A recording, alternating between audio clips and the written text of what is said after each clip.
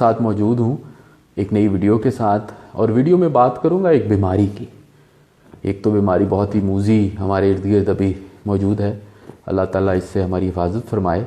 मैं सोच रहा था कि आखिर हम लोग खुश क्यों नहीं होते, आखिर स्ट्रेस की वजह क्या है, स्ट्रेस डिप्रेशन में क्यों बदल जाती है, और लोग अपनी एनर्जीज़ और टाइम बाज़ दफ़ा यूज़लेस चीज़ों पे क्यों वेस्ट करते हैं, ताल्लुकात क्यों ख़राब होते हैं। मुझे ये वजह समझ में आई, मैंने ये सोची है, मेरी सिर्फ राय है, आप इस पर गौर कीजिएगा कि इसकी एक वजह एक बीमारी है जिसको मैं दूंगा, मैंने कहीं पढ़ा भी है वैसे, वो है डिजीज़ ऑफ कंपैरिजन। वो है मवाजने की बीमारी। मवाजना कंपैरिजन का उर्दू तर्जुमा है। कंपटीशन एक लफ्ज़ इस्तेमाल होता है जिसको मुकाबला कहेंगे। अच्छा, कंपटीशन पे थोड़ी सी एक दो बात कर लूँ। कंपटीशन के बारे में मुस्बत और मनफी दोनों राय। देखिए, कंपटीशन के बारे में मुस्बत राय ये है कि अगर कंपटीशन नहीं होगा तो लोगों में आगे बढ़ने की मोटिवेशन कैसे होगी। कंपटीशन के बारे में दूसरी राय ये भी है कि जो कंपेटिटिव आदमी होगा वो हार्ड वर्क होगा। कंपटीशन के बारे में फिर ये है कि सोसाइटीज़ में अगर लोगों का कंपटीशन नहीं होगा तो इनोवेशन कैसे होगी, नई चीज़ें कैसे बनेंगी। फिर कंपटीशन का एक बहुत बड़ा फ़ायदा जो है वो ये होता है कि हमें ये पता चलता है कि बेहतर कौन है और कम बेहतर कौन है। दूसरी तरफ कंपटीशन के कुछ माइनसेस भी हैं। कंपटीशन का एक माइनस ये है कि ये बंदे को सेल्फिश बना देता है। कंपटीशन का एक माइनस ये है कि ह्यूमंस की शायद इतनी वैल्यू फिर बंदा नहीं करता। जिस इन्वायरमेंट में कंपेटिटिव लोग होते हैं वो इन्वायरमेंट थोड़ी सी टॉक्सिक हो जाती है। बहरहाल कंपटीशन के तो प्लस और माइनसेस हैं, और कंपटीशन हमारी लाइफ का एक हिस्सा है, और कंपटीशन को हमारी लाइफ का एक हिस्सा होना चाहिए। लेकिन कंपटीशन होता है अमूमन गोल्स के लिए। पर कंपैरिजन क्या चीज़ है? कंपैरिजन एक बड़ी ख़तरनाक चीज़ है। कंपैरिजन जो है वो हम मवाजना करते हैं दूसरे लोगों के साथ। हम मवाजना करते हैं जो दूसरे लोगों के पास है और हमारे पास नहीं। मसला आप ये देखिए कि हमारे यहाँ इतना बड़ा माशरती मसला है कि लोग ये समझते हैं कि जो बच्चियाँ हैं उनकी ज़्यादा अहमियत नहीं है बच्चों की, लड़कों की निस्बत। बहुत अरसे तक, अब तो ये रुझान बहुत कम हो गया, बहुत अरसे तक उनको वो वैल्यू नहीं दी जाती थी। लोगों को शौक़ था बेटा हो। तो ये क्यों था? ये कंपैरिजन की वजह से था, क्योंकि लोग ये समझते हैं अब भी कुछ हद तक कि जी जिसके बेटे हैं उसके लिए तो शायद दुनिया में ज़्यादा प्राइड है और मौका है आगे बढ़ने का।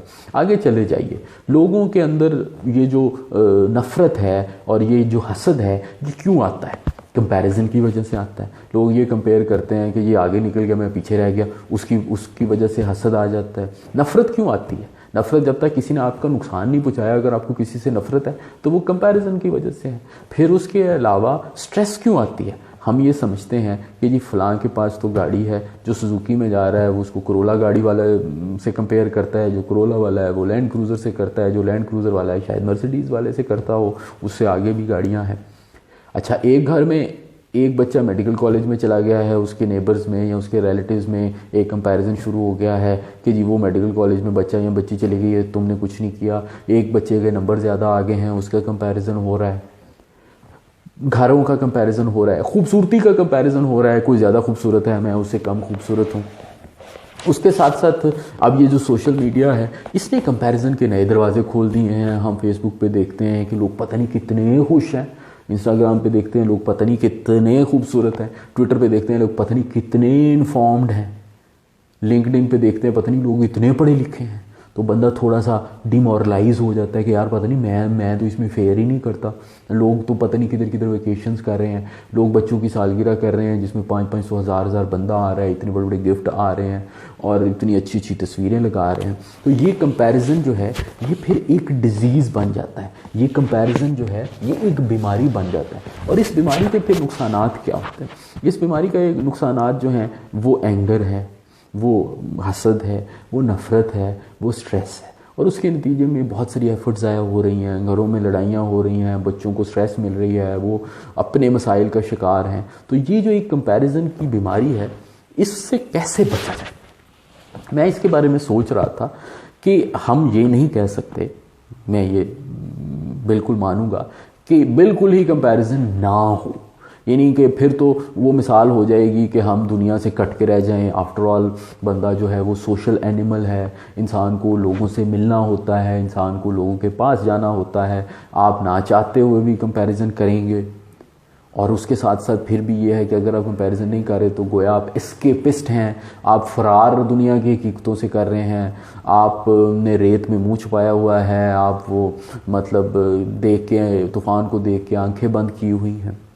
तो फिर कंपैरिजन किस चीज़ का किया जाए? मेरी राय में एक चीज़ है मीन और एक चीज़ है एंड। देखिए, किसी बंदे का एक बंगला है बड़ा, उसका वो एंड है, गाड़ी है, उसके पास क्वालिफिकेशन है, हम ये कंपेयर करें कि उसके मीन क्या है, वो यहाँ पे पहुँचा कैसे। मैं जब लोगों को देखता हूँ तो मैं ये देखता हूँ कि यार इसने क्या ऐसा किया होगा कि यहाँ तक पहुँचा है, और फिर मैं कंपैरिजन करता हूँ कि मैं क्या कर रहा हूँ कि मैं यहाँ पर नहीं पहुँच रहा। मैं आपको एक आसान सी मिसाल देता हूँ कि मुझे दिलचस्पी है कि मैं फ़िट हूँ, फिज़िकली फ़िट हूँ, लेकिन मैं उतनी एफर्ट नहीं करता जितनी फ़िज़िकल फ़िटनेस के लिए अमूमी तौर पे चाहिए। तो मेरे कुछ दोस्त हैं, बहुत मशहूर लोग हैं, उनका नाम चले नहीं लेता, लेकिन वो बड़े फिट हैं, वैसे वो और वजूहात से मशहूर है, मगर मैं उनको जब करीब से देखता हूँ तो मैं ये देखता हूँ कि वो इस फिज़िकल फ़िटनेस पे कितनी मेहनत करते हैं। 3-3 4-4 घंटे वो जिम जाते हैं, एक्सरसाइज करते हैं, अपनी डाइट को कितना कंट्रोल करते हैं, यानी कि 8-9 बजे के बाद कुछ खाते नहीं हैं, इतना सा पोर्शन लेते हैं, और वो बहुत सारी चीज़ें जो हमें मरगूब हैं मीठे की वो नहीं खाते।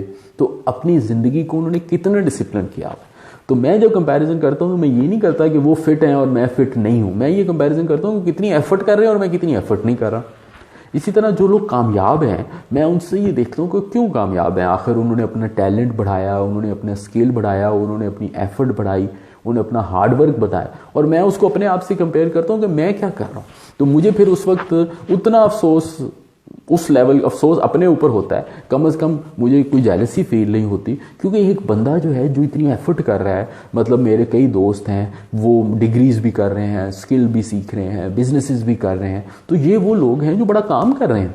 और शायद आप जब आप लोगों को इस नज़रिए से देखें कि वो इस जगह तक कैसे पहुँचे हैं, तो फिर आप ये देखेंगे कि शायद वो यहाँ पे पहुँचना डिज़र्व करते होंगे, फिर आपको जेलसी नहीं फील होगी।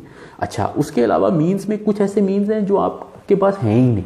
मसलन एक बंदा अगर मुंह में सोने का चम्मच लेकर पैदा हुआ है तो वो मैं और आप तो नहीं हुए, तो उससे हमारा क्या कंपैरिजन। एक बंदा जो है वो उसने सारे इलीगल मीन्स जो हैं वो अडॉप्ट किए हैं। सरकारी नौकरी में लोगों के बड़े इलीगल मीन्स के अपॉर्चुनिटी हैं, वो घर बना लेते हैं, वो चीज़ें ले लेते हैं। अब उससे तो कंपैरिजन आप नहीं कर सकते, क्योंकि अगर आप उससे कंपैरिजन करेंगे तो क्या आप वो काम भी करेंगे जो वो कर रहे हैं। इसी तरह कई ऐसे लोग हैं जो कुदरतन बड़े खूबसूरत पैदा हुए हैं, अल्लाह ताला ने उनको जमाल दिया है, उनके साथ फॉर एग्जांपल आप ये कंपैरिजन कर सकते हैं कि यार मेरा रंग पता नहीं गोरा नहीं है, तो ये भी एक अननेसेसरी सा कंपैरिजन होगा। तो हम सब जब कंपैरिजन करें तो हम ये देखें कि हम कंपैरिजन किस चीज़ के साथ कर रहे हैं। अगर आप प्रोडक्ट के साथ कंपैरिजन कर रहे हैं, अगर आप एंड रिजल्ट के साथ कर रहे हैं, तो वो बड़ा फ्यूटाइल होगा। अगर आप करना ही चाहते हैं तो आप ये देखें कि ये यहाँ पर पहुँचे कैसे हैं, ये लोग फिट रहने के लिए क्या क्या करते हैं। इवन खूबसूरत रहना भी, मैं आपको बताऊँ, कोई आसान काम नहीं, इस पर भी बड़ी मेहनत करनी पड़ती है, और हर बंदा वो मेहनत नहीं कर सकता। तो ये जो कंपैरिजन की डिजीज़ है, ये जो कंपैरिजन का मर्ज़ है, ये जो मुवाज़ने का मर्ज़ है, इससे अपने आप को और अपने बच्चों को बचाएं, क्योंकि ये उनको डिमोरलाइज करेगा, ये डीमोटिवेट करेगा, डिप्रेस करेगा, स्ट्रेस देगा, एंगर होगी, जेलसी होगी, और हम सब दूसरों का तो कुछ बिगाड़ नहीं सकते, फिर हम अपना ही कुछ ना कुछ बिगाड़ेंगे, और वो जब अपना बिगाड़ेगा तो हम मज़ीद स्ट्रेस में चले जाएंगे। फिर आप बाहर निकलेंगे, आप जिस अच्छे घर को देखेंगे आप स्ट्रेस में चले जाएंगे, जिस अच्छी गाड़ी को देखेंगे डिप्रेशन में चले जाएंगे, फेसबुक पे देखेंगे लोगों को तो आपको अफसोस होना शुरू हो जाएगा। तो ये जो सारी नेगेटिव फीलिंग्स हैं, ये सारी की सारी नेगेटिव फीलिंग मेरा तो ख्याल में एक मवाजने की बीमारी की वजह से आ रही हैं, जो हम कंपेयर करते रहते हैं अपने आप को लोगों से। और कंपैरिजन पे देखें, सीधी साइंस क्या कहती है कि आप एक जैसी चीज़ों को कंपेयर करें। एक मशहूर मुहावरा भी है कि आप एप्पल्स और ऑरेंजेस को तो कंपेयर नहीं कर सकते।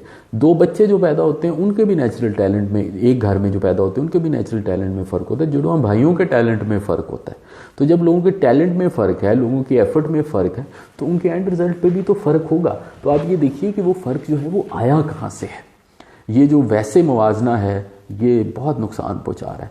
और उसके अलावा फिर आपने एंड रिजल्ट में जब ये देखना है तो आप एक चीज़ को अगर फोकस करेंगे तो वो मुवाजना भी मुनासिब नहीं है। देखिए लाइफ तो सम टोटल है बहुत सारी चीज़ों का, हेल्थ का, लाइफ टोटल है वेल्थ का, लाइफ टोटल है हैप्पीनेस का, खुशी का जो बच्चों से आ रही है, उसके साथ साथ एक्सपीरियंसेस का, सक्सेस का। तो ये सारी चीज़ों को मिला के ही लाइफ, आपको क्या पता है कि जिस बंदे से आप कंपैरिजन कर रहे हैं उसकी लाइफ का बॉटम लाइन लाइफ की क्या है, प्रॉफिट लॉस अकाउंट क्या है, क्या बच्चों से खुशी नहीं मिल रही, वो सिर्फ एक ही चीज़ है। तो ये जो पैकेज है, हम सब आखिर हाल आफ्टर ऑल पैकेज ही तो हैं, कुछ कम है कुछ ज़्यादा है। तो जब भी कंपैरिजन करें कम से कम ये चीज़ ज़रूर याद रखें कि ये जो सिर्फ एंड रिज़ल्ट का या देख के कंपैरिजन है ना, ये बड़ी बीमारी है, इससे बचना ही मुनासिब है। उसकी बजाय अगर आप कंपेयर करें तो आप कंपेयर करें कि वो यहाँ तक पैसे कैसे पहुँचे हैं, और अगर आप कंपेयर करना ही चाहते हैं तो आप इस चीज़ से कंपेयर करें कि आपके पास क्या सलाहियतें हैं। देखिए हमारे पास 3-4 बड़ी बड़ी रिसोर्सेज हैं। हमारे पास सबसे बड़ा रिसोर्स जो है वो तो टाइम है। अपने टाइम के साथ क्या करते हैं।